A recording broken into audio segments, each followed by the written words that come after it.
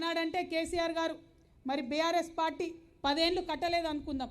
ఇయాలున్న ముఖ్యమంత్రి ఎవరు? ఏమనంటే ఏమంటాడు, నేను నల్లమల్ల పులి బిడ్డను పాలమూరు బిడ్డనని చెప్పి మీ దగ్గర కథలు చెప్పి 12 సీట్లు మీరు కాంగ్రెస్ పార్టీ వాళ్ళకి రాసిస్తే కనీసం ఈ 2.5 ఏళ్లలో ఒక్క తట్టెడు మట్టి కూడా రేవంత్ రెడ్డి గారు ఎత్తిపోయలేదు. కాంగ్రెస్ పార్టీ చేస్తున్న ఈ మోసానికి, కృష్ణానది నీళ్లు మనకు రాకుండా మీరు చేస్తున్న ఈ ద్రోహానికి ఖచ్చితంగా పాలమూరు జిల్లా ప్రజలు వచ్చే ఎన్నికలలో 1 కిలోమీటర్ లోపలికి గొయ్యి తీసి కాంగ్రెస్ పార్టీని బొందబెట్టడం ఖాయం. ఎందుకు ఈ మాట చెప్తా ఉన్నా అంటే ఉట్టిగా చెప్తలేను, బాధతోని, ఆవేదనతో, దుఃఖంతో చెప్తున్నా. జరిగిన పంచాయతీ నీళ్ళ కోసం 1200 మంది పిల్లలు చచ్చిపోయిందే నీళ్ళ కోసం. అనేక మంది మేధావులు, లక్షలాది మంది ఉద్యమకారులు లొల్లి పెట్టుకొని ఇల్లు గుల్ల వేసి ఉద్యమం చేసిందే నీళ్ళ కోసం.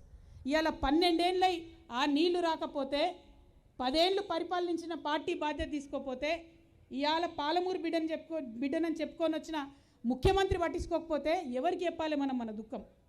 ఇంకొక మాట వేసిండు ముఖ్యమంత్రి గారు, ఆయన ఒక్క తట్టెడు మట్టి ఎత్తిపోయలే కానీ 6,000 కోట్ల రూపాయల బిల్లులు మాత్రం ఇచ్చుకున్నాడు. దేనికోసం ఇచ్చినవా ముఖ్యమంత్రి 6,000 కోట్లు అంటే? మోటార్లకు ఇచ్చినట, పంపులకు ఇచ్చినట. మా అక్కల ఆలోచన చేయాలి. మోటార్లు పెట్టినాం, పంపులు పెట్టినాం, మనం అది నడవడానికి కట్క వస్తానా వద్ద స్విచ్ వస్తలేదు, మోటార్ నడిచింది లేదు, నీళ్లు నింపింది లేదు. కానీ 6,000 కోట్ల రూపాయలు బిల్లు ఎత్తి కాంట్రాక్టర్లకు ఇచ్చుకున్నారు, కమిషన్లు దొబ్బుతున్నారు. ఇది మాత్రం వాస్తవం. ఈ అవినీతిలో ఈ మహబూబ్ నగర్ జిల్లాలో ఉన్న ప్రతి కాంగ్రెస్ ఎమ్మెల్యేకు భాగస్వామ్యం ఉందనే మాట కూడా వాస్తవమే. ఇవాళ ముఖ్యమంత్రి గారికి, కాంగ్రెస్ పార్టీకి మేము ఇక్కడ నుండి సవాల్ చేస్తూ ఉన్నాం, హెచ్చరిక చేస్తూ ఉన్నాం. మీకు దసరా వరకు 4 నెలలు టైం ఇస్తాం బిడ్డ, 4 నెలలు. ఇవాళ మేలో ఉన్నాం మనం, దసరా వరకు మీకు టైం ఇస్తాం. అక్టోబర్ 21 దసరా ఉన్నది. 4 నెలల లోపల మీరు ఇదే లక్ష్మీదేవిపల్లిలో రిజర్వాయర్ కట్టాలి, పాలమూరు రంగారెడ్డి జిల్లా కోసం చేపట్టినటువంటి ప్రాజెక్టును మొదలు పెట్టాలి. పనులు పెద్ద ఎత్తున ప్రారంభించాల్సిందే.